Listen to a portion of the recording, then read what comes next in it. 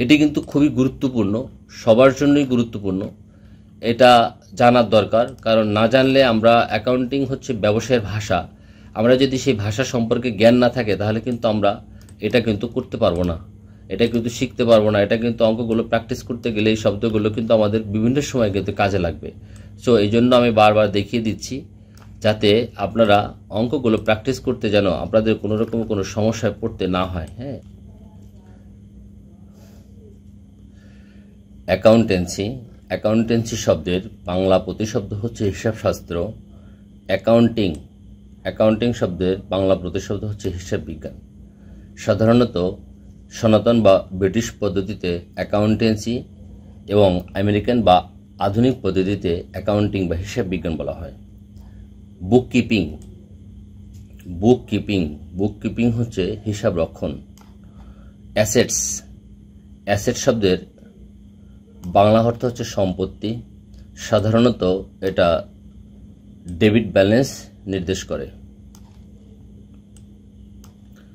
Current assets, চলতি সম্পত্তি।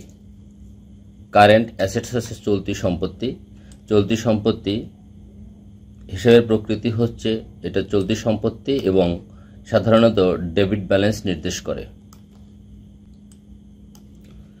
Cash in hand, cash in hand, cash in hand হচ্ছে হাতে নগদ, চলতি সম্পত্তি এবং এটা ডেবিট ব্যালেন্স নির্দেশ করে।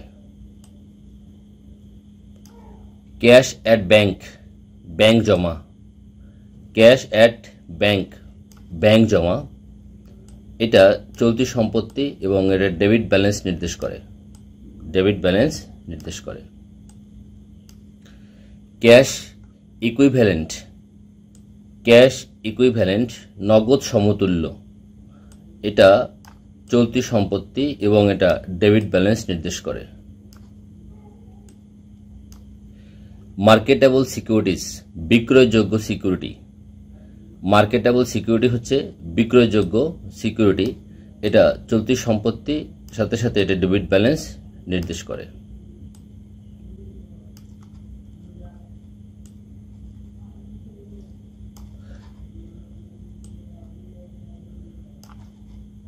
বিলস রিসিভেবল, এটা ব্রিটিশ বা সনাতন পদ্ধতিতে এটা বিলস রিসিভেবল বলতে প্রাপ্য বিলকে বোঝায় এবং আমেরিকান বা আধুনিক পদ্ধতিতে এটাকে নোটস রিসিভেবল বলা হয়, অর্থাৎ প্রাপ্য নোট। আর এই দুটোই হচ্ছে চলতি সম্পত্তি এবং এর সাধারণত ডেবিট ব্যালেন্স নির্দেশ করে।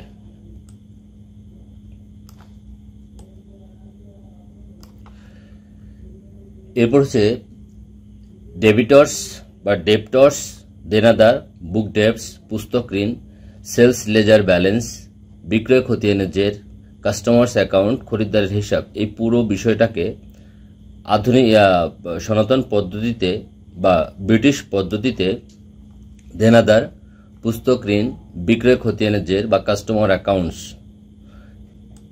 আর আধুনিক পদ্ধতিতে এটাকে বলা হয় অ্যাকাউন্টস রিসিভেবল, যেটাকে প্রাপ্য হিসাব বলা হয় এবং এটা চলতি সম্পদ সাথে সাথে এটা ডেবিট ব্যালেন্স নির্দেশ করে। অ্যাকোয়ার্ড রেভিনিউ, বকেয়া রাজস্ব আয়। অ্যাকোয়ার্ড রেভিনিউ, বকেয়া রাজস্ব আয়, এটাকে আমেরিকান ভাষায় বা আমেরিকান বা আধুনিক পদ্ধতিতে এটাকে রেভিনিউ রিসিভেবল বলা হয়, যেটাকে প্রাপ্য রাজস্ব আয় বলা হয় এবং এটি কিন্তু চলতি সম্পত্তির সাথে সাথে এটি ডেবিট ব্যালেন্স নির্দেশ করে।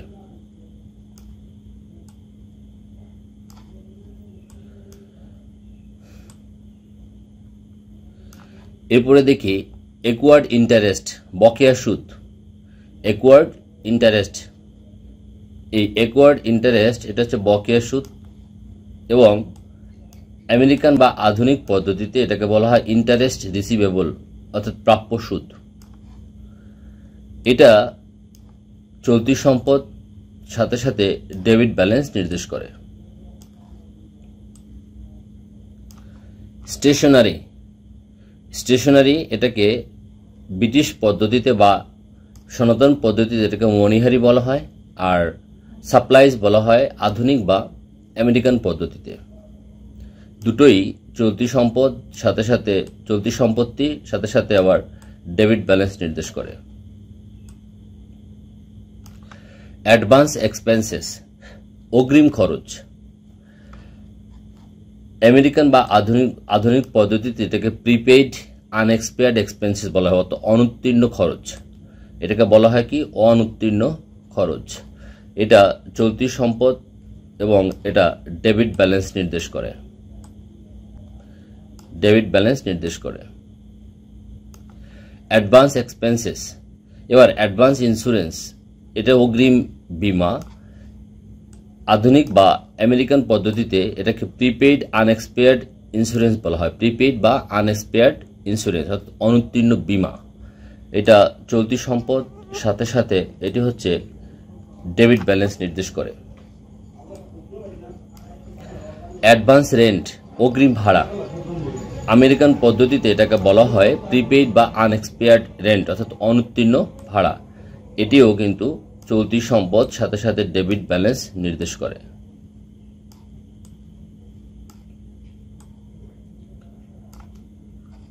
অ্যাডভান্স অ্যাডভার্টিসমেন্ট, সনাতন পদ্ধতিতে এটাকে বলা হয় অগ্রিম বিজ্ঞাপন, আর আধুনিক বা আমেরিকান পদ্ধতিতে এটাকে বলা হয় অনুত্তীর্ণ বিজ্ঞাপন অর্থাৎ প্রিপেইড অ্যাডভার্টাইজমেন্ট।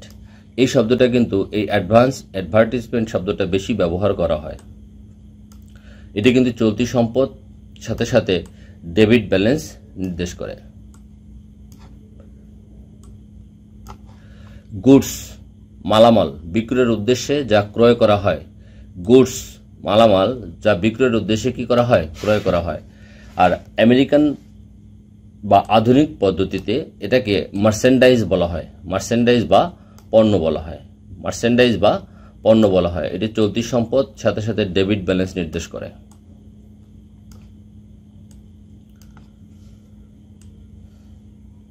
স্টক, স্টক হচ্ছে মজুদ, আর আমেরিকান পদ্ধতিতে বলা হয় ইনভেন্টরি বা মজুদ। দুটোই চলতি সম্পত্তি সাথে সাথে ডেবিট ব্যালেন্স নির্দেশ করে। র ম্যাটেরিয়ালস, কাঁচামাল। র ম্যাটেরিয়ালস এর বাংলা প্রতিশব্দ হচ্ছে কাঁচামাল। তো এটা সাধারণত চলতি সম্পত্তি সাথে সাথে ডেবিট ব্যালেন্স নির্দেশ করে। Work in progress, work in process. Work in progress বা ওয়ার্ক ইন প্রসেস, এই যে ওয়ার্ক ইন প্রোগ্রেস বা ওয়ার্ক ইন প্রসেস চলতি কার্য বা প্রক্রিয়াধীন কার্য। যে কাজ শুরু হয়েছে কিন্তু এখনো শেষ হয়নি, এটাকে বলা হচ্ছে ওয়ার্ক ইন প্রোগ্রেস বা ওয়ার্ক ইন প্রসেস। এই দুটোই চলতি সম্পত্তির সাথে সাথে এটা ডেবিট ব্যালেন্স নির্দেশ করে। এরপর বলেছে ফিনিশ বা কমপ্লিট গুডস, তৈরি বা সমাপ্ত পণ্য। যে কাজ শেষ হয়ে গেছে এটাকে বলা হচ্ছে ফিনিশ গুডস বা সমাপ্ত পণ্য, সমাপ্তি পণ্য। এটা চলতি সম্পত্তি সাথে সাথে এটা ডেবিট ব্যালেন্স নির্দেশ করে।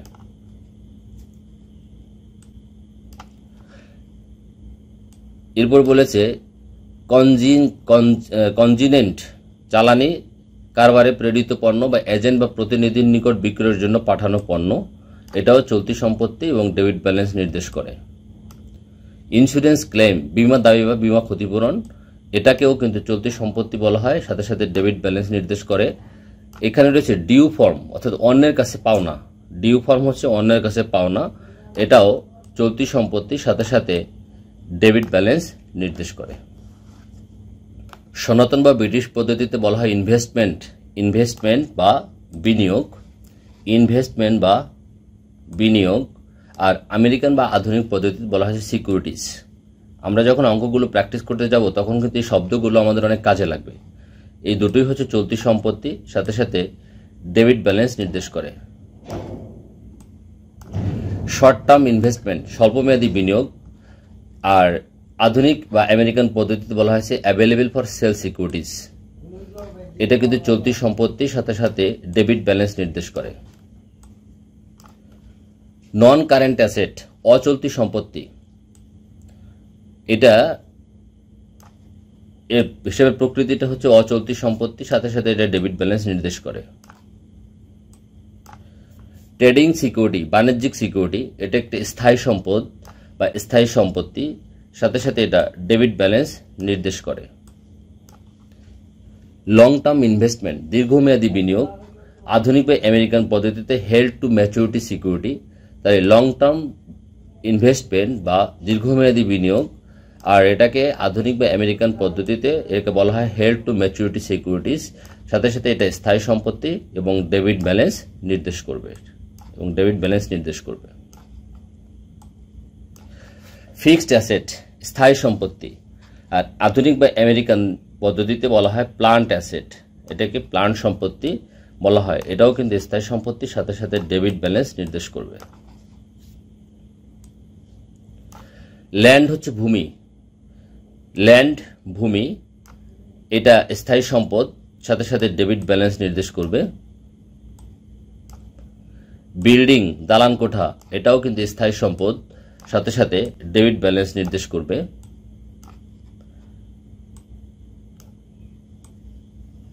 এরপরে রয়েছে প্লান্ট অ্যান্ড মেশিনারি, কলকবজা ও যন্ত্রপাতি। আমেরিকান বা আধুনিক পদ্ধতিতে বলা হয়েছে ইকুইপমেন্ট বা যন্ত্রপাতি, এটাও স্থায়ী সম্পদ, সাথে সাথে এটা ডেবিট ব্যালেন্স নির্দেশ করবে। Furniture and fixture, furniture and fixture হচ্ছে অফিস সরঞ্জাম বা আসবাবপত্র বা সাজ সরঞ্জাম, এটাও কিন্তু স্থায়ী সম্পদ, সাথে সাথে এটা ডেবিট ব্যালেন্স নির্দেশ করবে। অফিস ইকুইপমেন্ট, অফিস যন্ত্রপাতি, অফিস ইকুইপমেন্ট, অফিস যন্ত্রপাতি, এটাও কিন্তু চলতি সম্পত্তির সাথে সাথে এটা ডেবিট ব্যালেন্স নির্দেশ করবে। ভেহিকেল, যানবাহন, এটাও স্থায়ী সম্পত্তি, এটাও ডেবিট ব্যালেন্স নির্দেশ করবে। অটোমোবাইল, গাড়ি বা যানবাহন, এটাও স্থায়ী সম্পত্তি, ডেবিট ব্যালেন্স। লুজ টুল, খোলা যন্ত্রপাতি, লুজ টুলস হচ্ছে কি খোলা যন্ত্রপাতি, লুজ টুলস, খোলা যন্ত্রপাতি, এটাও কিন্তু স্থায়ী সম্পত্তি। কখনো কখনো এটাকে চলতি সম্পত্তি হিসেবে বিবেচনা করা হয়, অল্প পরিমাণে কম হলে এটাও কিন্তু ডেবিট ব্যালেন্স নির্দেশ করবে। ল্যাডার, ল্যাডার বা মই, ল্যাডার অর্থ হচ্ছে কি মই, এই ল্যাডার বা মই এটাও কিন্তু স্থায়ী সম্পত্তি, ডেবিট ব্যালেন্স নির্দেশ করবে। স্থায়ী সম্পত্তির ডেবিট ব্যালেন্স নির্দেশ করবে। লিজ হোল্ড, এখানে বলছে লিজ হোল্ড প্রিমিসেস, অর্থাৎ ইজারা সম্পত্তি। লিজ হোল্ড প্রিমিসেস এই শব্দটা কিন্তু সবচেয়ে বেশি ব্যবহার করা হয় অ্যাকাউন্টিংয়ে, এটাও কিন্তু স্থায়ী সম্পত্তি এবং এটা ডেবিট ব্যালেন্স নির্দেশ করবে। ইনট্যাঞ্জিবল অ্যাসেটস, অর্থাৎ অস্পর্শনীয় সম্পত্তি বা অদৃশ্য সম্পত্তি। তাহলে ইনট্যাঞ্জিবল অ্যাসেটস এটাও কিন্তু অস্পর্শনীয় সম্পত্তির সাথে সাথে এটা কি করবে, ডেবিট ব্যালেন্স নির্দেশ করবে। গুডউইল, গুডউইল হচ্ছে সুনাম, এটা কিন্তু এক ধরনের অস্পর্শনীয় সম্পদ, যেটারও ডেবিট ব্যালেন্স নির্দেশ করবে। প্যাটেন্ট, কোনো কিছু আবিষ্কারের মালিকানা সত্ত্ব। প্যাটেন্ট হচ্ছে কোনো কিছু তৈরি বা কোনো কিছু আবিষ্কারের মালিকানা সত্ত্ব, এটাও কিন্তু আমাদের অস্পর্শনীয় সম্পত্তির সাথে সাথে ডেবিট ব্যালেন্স নির্দেশ করবে। ট্রেডমার্ক বা ব্র্যান্ড নেম বা চিহ্ন, নিজের পণ্য বা সেবাকে সমজাতীয় অন্য পণ্য বা সেবা থেকে আলাদা করার চিহ্ন, এটা হচ্ছে অস্পর্শনীয় সম্পদ, সাথে সাথে এটা ডেবিট ব্যালেন্স নির্দেশ করবে। কপিরাইট, গ্রন্থস্বত্ব, লেখক বা শিল্পী কর্তৃক তার কাজের উপর আইনগত অধিকার, এটা হচ্ছে কপিরাইট। কপিরাইট হচ্ছে কি লেখক বা শিল্পী কর্তৃক তার কাজের উপর আইনগত অধিকার, এটাও কিন্তু অস্পর্শনীয় সম্পত্তির সাথে সাথে এটা ডেবিট ব্যালেন্স নির্দেশ করবে। ফ্র্যাঞ্চাইজ, কোনো নির্দিষ্ট এলাকায় নির্দিষ্ট সময়ের জন্য নির্দিষ্ট পণ্যের সেবার ব্যবসা করার অধিকার। ফ্র্যাঞ্চাইজ হচ্ছে কোনো নির্দিষ্ট এলাকায় নির্দিষ্ট সময়ের জন্য নির্দিষ্ট পণ্যের সেবার ব্যবসা করার অধিকার, এটাও কিন্তু অস্পর্শনীয় সম্পদ, সাথে সাথে ডেবিট ব্যালেন্স নির্দেশ করবে। ন্যাচারাল রিসোর্সেস, অর্থাৎ প্রাকৃতিক সম্পদ, এটা আমাদের প্রাকৃতিক সম্পদের ঘরে পড়বে, সাথে সাথে ডেবিট ব্যালেন্স নির্দেশ করবে। হিউম্যান রিসোর্স, পরে রয়েছে কি হিউম্যান রিসোর্স, খুবই গুরুত্বপূর্ণ, মানব সম্পদ, এটাও কিন্তু এক ধরনের প্রাকৃতিক সম্পদ, সাথে সাথে এটা ডেবিট ব্যালেন্স হিউম্যান রিসোর্স, মানব সম্পদ, এটাও কিন্তু আমাদের সম্পদ, এটা আমাদের ডেবিট ব্যালেন্স নির্দেশ করবে। তারপর রয়েছে ফিকশনস অ্যাসেটস, অলিক বা কাল্পনিক বা অবাস্তব বা ভুয়ো সম্পত্তি। ফিকটিয়াস অ্যাসেটস, এটা কিন্তু অলিক সম্পদ, সাথে সাথে ডেবিট ব্যালেন্স নির্দেশ করবে। প্রিলিমিনারি এক্সপেন্সেস অর্থাৎ প্রাথমিক খরচ, এই প্রিলিমিনারি এক্সপেন্সেস বা প্রাথমিক খরচ এটাও কিন্তু আমাদের অলিক সম্পদ বা ভুয়ো সম্পদ, সাথে সাথে এটা ডেবিট ব্যালেন্স নির্দেশ করবে। ঠিক আছে, তা আমরা এই শব্দগুলো শিখে নিচ্ছি যাতে অঙ্কগুলো করতে গেলে, অঙ্কগুলো প্র্যাকটিস করতে আমাদের যেন তেমন কোনো সমস্যায় আমাদের পড়তে না হয়। এই জন্যে কিন্তু আমরা এটা বারবার কিন্তু আমরা এটা শিখছি। হ্যাঁ, বারবার এটা বলার একটাই কারণ, সেটা হচ্ছে যে যাতে আমাদের অঙ্কগুলো করতে গিয়ে যাতে আমাদের কোনো রকমের কোনো জটিলতায় পড়তে না হয়। অ্যাডভার্টিসমেন্ট, এটা হচ্ছে বিলম্বিত বিজ্ঞাপন। ডিফার্ড অ্যাডভার্টিসমেন্ট, বিলম্বিত বিজ্ঞাপন,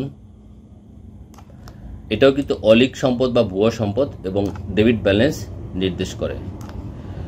তারপরে রয়েছে underwriter commission. Underwriter commission share অবলেখকের দস্তুরি। আন্ডাররাইটার কমিশন হচ্ছে শেয়ার অবলেখকের দস্তুরি। এটা অলিক বা ভুয়ো সম্পত্তি, এটা ডেবিট ব্যালেন্স নির্দেশ করে। ডিসকাউন্ট অন শেয়ার ইস্যু, শেয়ারের অবহার। ডিসকাউন্ট অন শেয়ার ইস্যু, এটা শেয়ারের অবহার, এটা অলিক বা ভুয়ো সম্পত্তি হিসেবে প্রকৃতি হচ্ছে, আর এটা ডেবিট ব্যালেন্স নির্দেশ করে।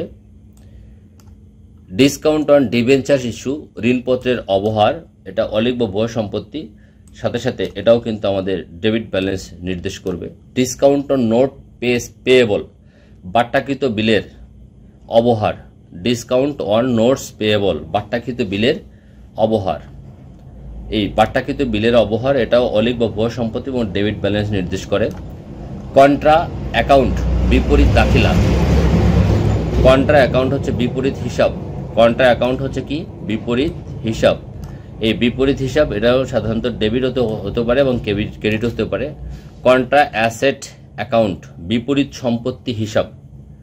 বিপরীত সম্পত্তি হিসাব এবং হিসাবের প্রকৃতি হচ্ছে বিপরীত হিসাব, ডেবিট বা ক্রেডিট হতে পারে এটার। কন্ট্রা অ্যাসেট, বিপরীত সম্পত্তি হিসাব।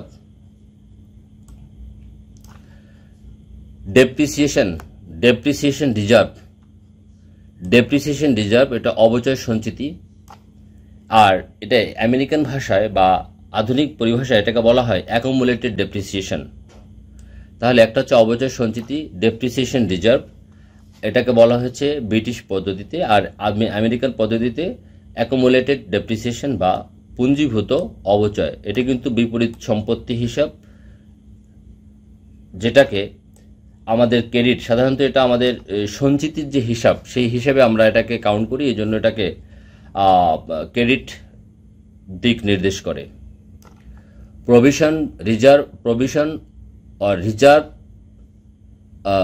রিজার্ভ ফর ব্যাড ডেটস, অনাদায়ী দেনার ভবিষ্যৎ ব্যবস্থা বা অনাদায়ী দেনার সঞ্চিতি।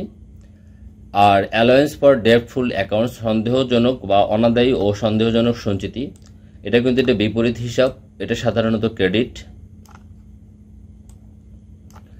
ইনভেস্টমেন্ট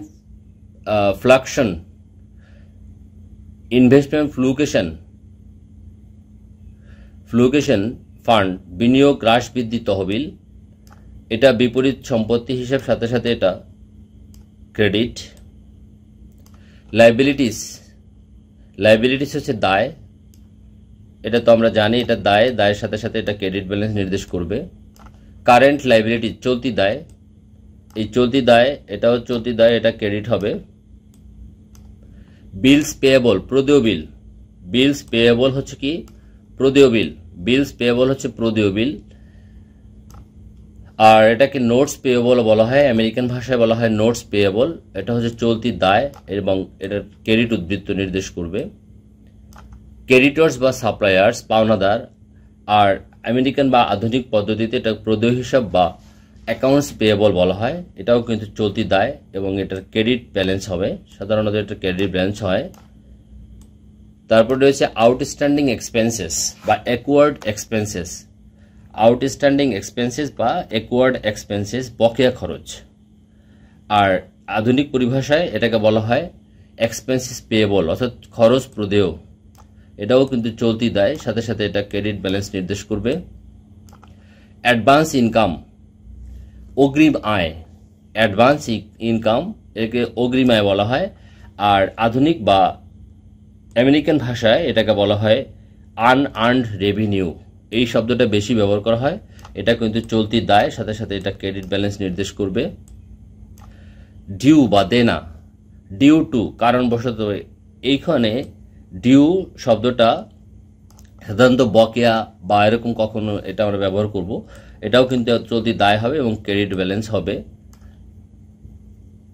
ওয়িং দেনা, ওয়িং টু কারণবশত কোনো কারণে, এটাও কিন্তু চলতি দায় এবং এটা ক্রেডিট। আউটস্ট্যান্ডিং স্যালারিস, এটাকে ব্রিটিশ পদ্ধতিতে বা ব্রিটিশ ভাষায় আউটস্ট্যান্ডিং স্যালারি বা বকেয়া বেতন বলা হয়। আর আধুনিক পদ্ধতিতে স্যালারিস পেয়েবল বা প্রদেয় বেতন, বেতন প্রদেয়। এটা কিন্তু আমরা সাধারণত বকেয়া বেতন জানি যে ব্যয় বকেয়া হচ্ছে দায়, এই জন্য আমরা এটাকে ক্রেডিট করে থাকি সাধারণত। আউটস্ট্যান্ডিং ইনকাম ট্যাক্স বকেয়া আয়কর, income tax payable, income tax provision, এটাও সাধারণত চলতি দায় এবং এটা ক্রেডিট হবে। ব্যাংক ওভারড্রাফট ব্যাংক জমাতিরিক্ত, এটাও চলতি দায়, সাথে সাথে এটা ক্রেডিট ব্যালেন্স। লোন বা ঋণ, লোন বা ঋণ এটাও চলতি দায় বা দীর্ঘমেয়াদী দায়, দুটোই হতে পারে, সাধারণত এটা ক্রেডিট। লং টার্ম লাইবিলিটিস দীর্ঘমেয়াদী দায়। আর দীর্ঘমেয়াদী দায় এটা প্রকৃতির ধরন, এটার হিসাবের ধরনটা হচ্ছে দীর্ঘমেয়াদী দায়, এটা ক্রেডিট। ডিবেঞ্চার ঋণপত্র, আর এটাকে আমেরিকান ভাষায় এটাকে বন্ডও বলা হয়ে থাকে, এটাও দীর্ঘমেয়াদী দায়, এটাও ক্রেডিট উদ্বৃত্ত হবে। কন্ট্রা লাইবিলিটি অ্যাকাউন্ট বিপরীত দায় হিসাব, এটাও বিপরীত দায়, এটা সাধারণত ডেবিট। আমরা একটু আগে উপরে আমরা দেখেছিলাম যে বিপরীত সম্পদ, আর এখানে দেখতেছি বিপরীত দায়। তো সম্পদ বিপরীত সম্পদ হলে সেটা হয়েছিল ক্রেডিট, আর এটা বিপরীত দায় যেহেতু এটা হচ্ছে কি debit. Discount on notes payable বাট্টাকৃত বিলের ছাড়, এটা বিপরীত দায়, সাথে সাথে এটা debit. Allowance for discount on accounts payable পাওনাদারের বাট্টা সঞ্চিতি, এটাও বিপরীত দায়, এটাও ডেবিট। এরপর হচ্ছে ক্যাপিটাল মূলধন, ক্যাপিটাল বা মূলধন, আর এটাকে আমেরিকান ভাষায় এটা কিন্তু বলা হয় ইকুইটি বা ওনার্স ইকুইটি, মালিকানা সত্ত্ব। আর মালিকানা সত্ত্ব সাধারণত এটার ক্রেডিট উদ্বৃত্ত, আমরা এটা জানি। শেয়ার মূলধন, আর আধুনিক বা আমেরিকান পদ্ধতিতে এটাকে স্টক ক্যাপিটাল বা স্টক মূলধন বলা হয়। আর হিসেবের প্রকৃতি বা এটা হচ্ছে যে সাধারণত শেয়ার হোল্ডারদের সত্ত্ব, আর ব্যালেন্স সাধারণত ক্রেডিট। শেয়ার প্রিমিয়াম শেয়ার অধিহার, আধুনিক বা আমেরিকান পদ্ধতিতে অ্যাডিশনাল পেইড ইন ক্যাপিটাল বা paid in capital in excess of par, অতিরিক্ত পরিশোধিত মূলধন, মালিকানা বা শেয়ার হোল্ডারদের সত্ত্ব, এটা credit. Profit and loss account লাভ লোকসান হিসাব, আর ইনকাম স্টেটমেন্ট আয় বিবরণী, এটা সাধারণত নামিক হিসাব, সাধারণত ডেবিট হতে পারে, ক্রেডিট হতে পারে। নিট প্রফিট নিট মুনাফা, এবং আধুনিক বা আমেরিকান পদ্ধতিতে নেট ইনকাম মালিকানা বা শেয়ার হোল্ডারদের সত্ত্ব, এটা সাধারণত ক্রেডিট হয়ে থাকে। Profit and loss appropriation account লাভ লোকসান আবন্টন হিসাব, রিটেন্স আর্নিংস স্টেটমেন্ট সংরক্ষিত মুনাফা বিবরণী। প্রফিট অ্যান্ড লস লাভ লোকসান আবন্টন হিসাব, প্রফিট অ্যান্ড লস অ্যাপ্রোপ্রিয়েশন আর রিটেন্স আর্নিং। জেনারেল রিজার্ভ সাধারণ সঞ্চিতি সাধারণত এটা ক্রেডিট উদ্বৃত্ত, এটা মালিকানা বা শেয়ার হোল্ডারদের সত্ত্ব।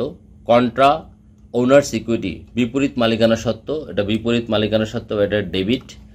ড্রয়িং বা উত্তোলন উইথড্রলস, ড্রয়িং ড্রয়িং হচ্ছে কি উত্তোলন বা উইথড্রলস বলা হয়, এটা বিপরীত মালিকানার সাথে এটা ডেবিট। কন্টিনজেন্ট লাইবিলিটি সম্ভাব্য দায়, যেমন বিচারাধীন কোনো মামলা, পাট্টাকৃত বিল, জামিনদারের দায় ইত্যাদি। ইনকাম আয়, রেভিনিউ রাজস্ব। অপারেটিং ইনকাম পরিচালন আয়, অপারেটিং রেভিনিউ পরিচালন রাজস্ব।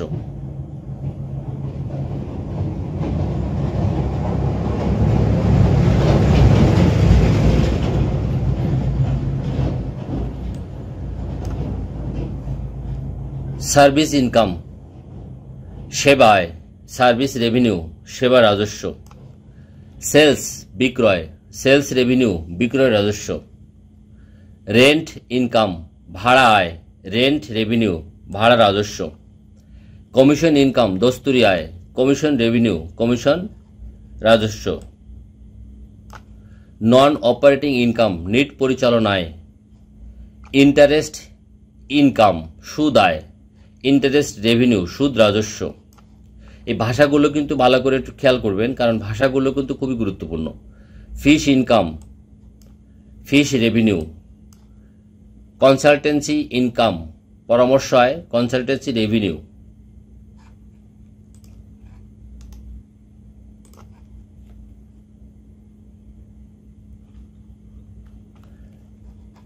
অ্যাপ্রেন্টিস প্রিমিয়াম শিক্ষানবিশ সেলামি।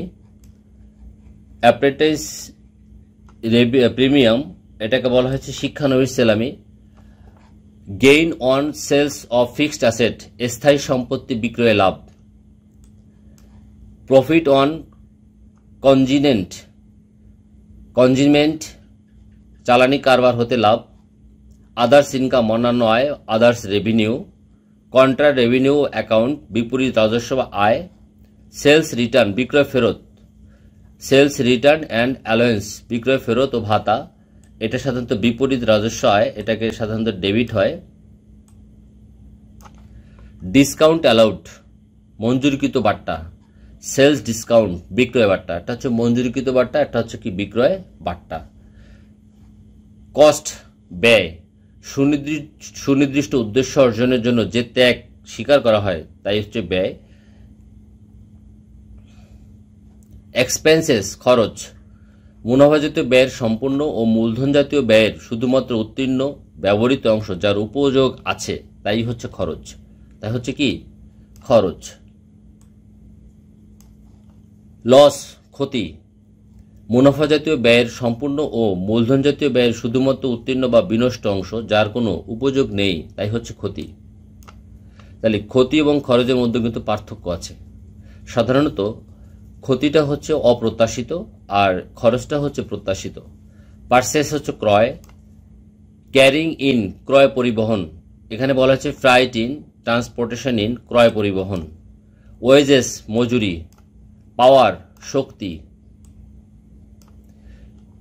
হিট উত্তাপ। গ্যাস ওয়াটার পানি। ম্যানুফ্যাকচারিং এক্সপেন্সেস উৎপাদন খরচ। কোল কয়লা। রয়্যালিটিস সত্ত্ব ভাড়া প্রদান করলে খরচ, পাওয়া গেলে রাজস্ব বা আয় royalty.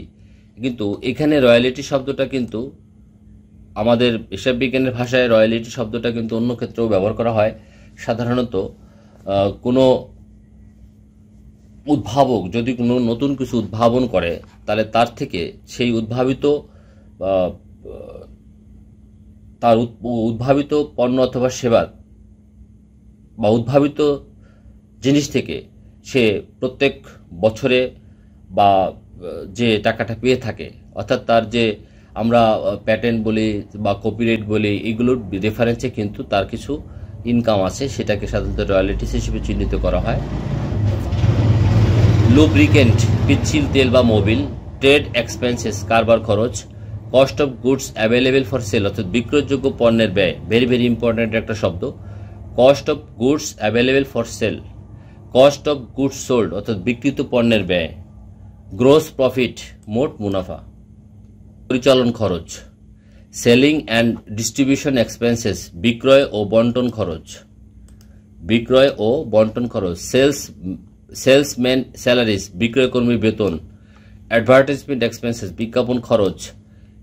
Caries outward delivery expenses বিক্রয় পরিবহন, ফ্রাইট আউট বা ট্রান্সপোর্টেশন আউট বিক্রয় পরিবহন, শোরুম রেন্ট বা এক্সপেন্সেস শোরুমের ভাড়া বা খরচ, ট্রাভেলিং এক্সপেন্সেস ভ্রমণ খরচ, ব্যাড ডেটস এক্সপেন্সেস অনাদায়ী দেনা খরচ, স্টোর সাপ্লাইজ এক্সপেন্সেস গুদাম ঘর সরবরাহ খরচ, ডেপ্রিসিয়েশন অফ স্টোর ইকুইপমেন্ট গুদাম সরঞ্জামের অবচয়,